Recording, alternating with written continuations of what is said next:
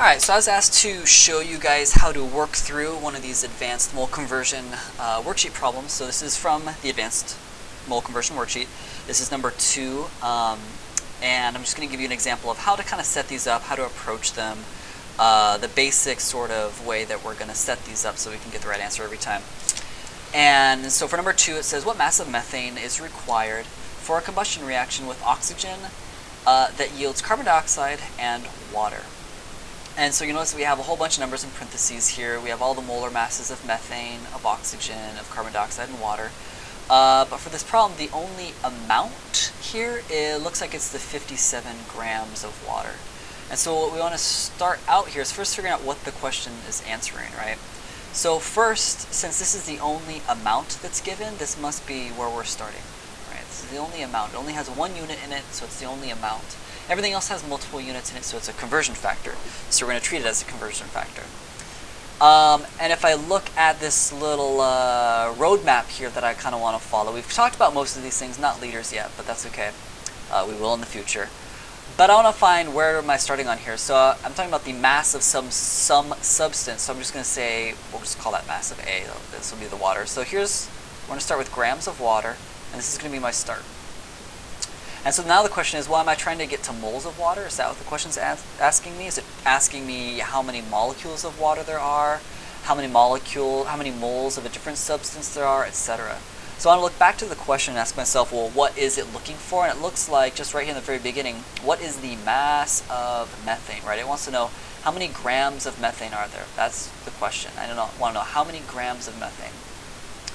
And you'll notice that methane and water, right, are not the same substance. So we're talking about different things. We're talking about A's and B's here. So we're talking about different stuff. So it looks like where I'm trying to get to is here. It looks like I'm trying to get to the mass of a totally different substance of methane, of this CH4.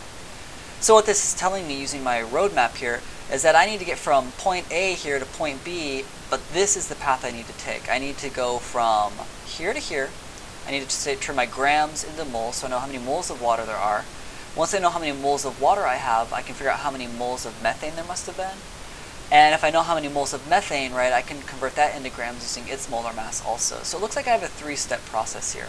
So first I'm going to have to do this, and then that, and then that. So I have 3 conversion factors that I'm going to need to use here.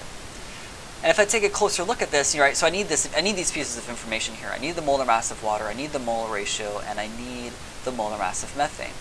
Molar mass of water, that's easy because that's just given. It tells us that it's 18.01 grams per mole.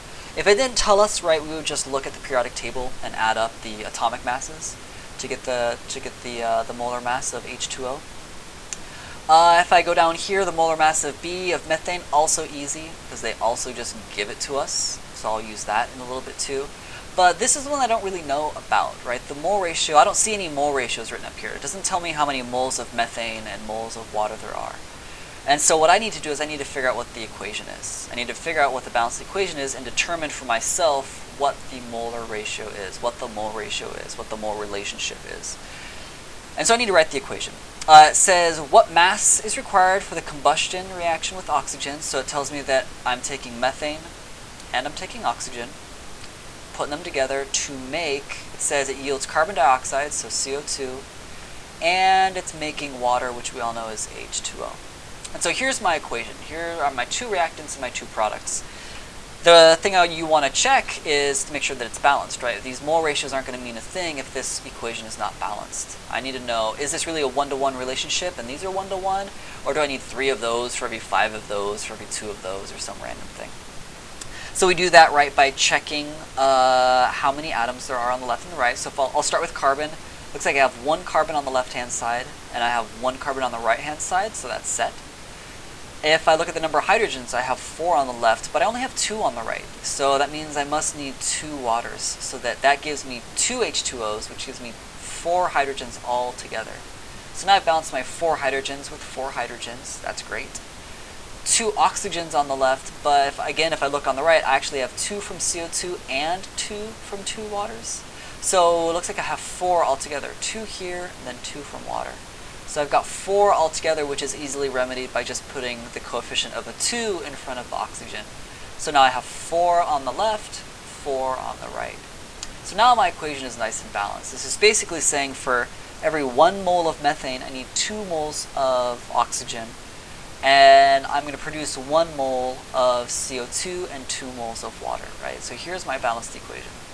So always, always, always, if you're going to use a mole ratio, you need to have a balanced equation. And so I can use this to figure out the mole ratio. It looks like for every 2 moles of water, there's 1 mole of methane, right? If there's no number in front, that's just a 1. We don't put the 1. So it looks like there's a 2-to-1 ratio, and I'm going to rewrite that out over here just so I have it. 2 moles of water for every 1 mole of methane. And I'm just going to make this look like the conversion factor that I'm going to use in a second. So 2 moles of water every 1 mole of methane. So now I really have all my pieces. I have this piece, that piece, and that piece. I have these 3 conversion factors that I'm going to use. So then I just need to finish up by putting them all together. And so again, I'm going to start with where are the starting places with my starting amounts. So I've got 57 grams. So it looks like I have 57 grams of water. And I need to put in my first conversion factor, which for us is just this one I marked A, but that's just the molar mass of water. How am I going to get the grams of water into moles of water? And we said that was 18.01 grams per mole. It was given to us in the question. And remember, with those conversion factors, you can kind of flip them over however you want. You can put the 18.01 grams on top or the bottom. It doesn't really matter. We just need to make sure that our units cancel. So since I have grams of water on top, I need grams of water on the bottom. So I'll put 18.01 grams of water on the bottom and 1 mole of water on top. And then that's perfect because I'm able to cancel grams of water with grams of water.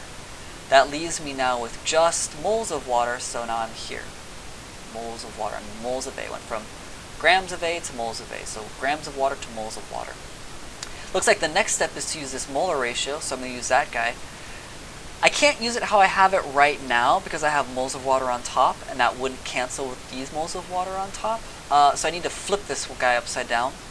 So when I put in the mole ratio, I'm going to put the 2 moles of water on the bottom so that those units cancel, and that gives me 1 mole of methane up on top here like this. And again, moles of water cancel out. So that works out great.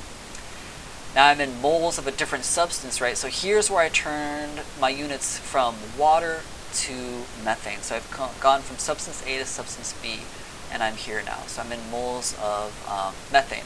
If this question was asking for moles of methane, I would just stop. I would just be done. But since this is asking for the mass of methane, how many grams of methane, I need to do 1 more conversion factor. I need to get over to this end piece so I have the molar mass of B, which we were given up here, says it's 16.04 grams per mole. And again, I can just put that conversion in with the rest of them.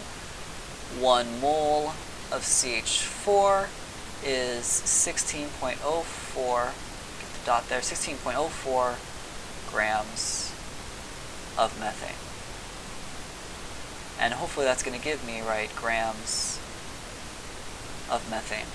Again, I put this conversion factor in the way that I did so that the moles of methane cancel out with moles of methane.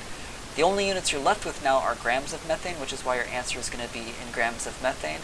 And if you do the math, right, now that you have this all set up, you just multiply everything that's a numerator, everything on top, and you divide by each of the things on the bottom, divide by each of the things that are in the denominator. So we'll do 57 times 1 times 16.04, divided by 18.01, divided by 2, divided by 1, is going to give us about 25 grams of methane. And here's my answer, 25 grams of methane. Right, we only have 2 sig figs because I only had 2. 2 is the lowest number that I used. And so remember that for multiplication and division, you can only have the same number of sig figs as you do in the number that has the least. So this only has 2. We can only have 2.